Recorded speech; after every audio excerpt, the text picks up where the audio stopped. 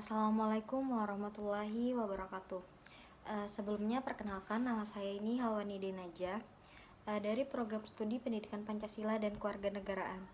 Di sini kebetulan saya ingin membahas tentang bagaimana sih antisipasi masyarakat ini terkait waspada isu pemilu yang dapat mengancam demokrasi dan hak asasi manusia. Nah, di sini ada beberapa langkah untuk menjaga waspada terhadap isu-isu tersebut.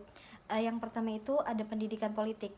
Nah, masyarakat ini perlu didorong untuk mengerti dan terlibat dalam proses politik.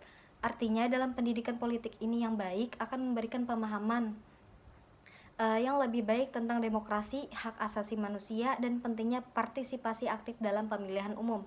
Terus yang kedua ini ada pemantauan independen.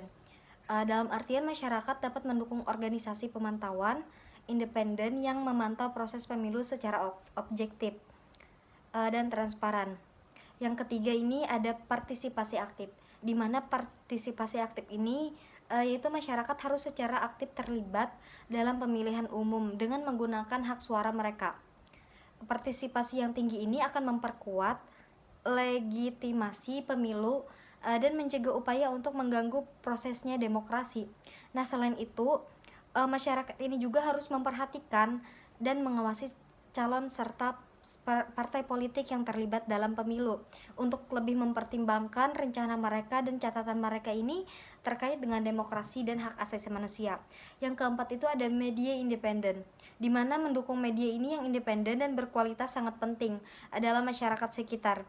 Dengan masyarakat ini harus mencari sumber berita yang andai dan objektif, serta berusaha untuk mendapatkan informasi dari berbagai sumber yang berbeda, sehingga dapat mengetahui berita yang benar maupun tidak. Yang kelima ada kebebasan berpendapat dan berserikat, di mana masyarakat ini harus mempertahankan hak mereka untuk berpendapat secara bebas dan berserikat. Mereka ini harus mengekspresikan pendapat mereka masing-masing tanpa takut resepsi dan penganiayaan. Yang keenam ini ada kolaborasi dan solidaritas, di mana masyarakat ini perlu bekerja sama dan bersatu dalam menjaga demokrasi dan hak asasi manusia.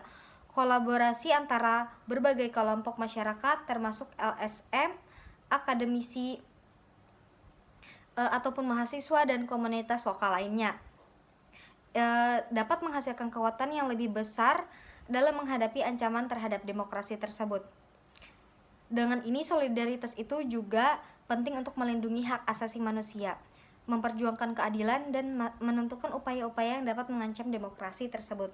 Dengan mengambil langkah-langkah ini, masyarakat ini dapat bersama-sama membangun sistem demokrasi yang kuat dan melindungi hak asasi manusia dalam menghadapi isu-isu politik pemilu 2024 ini.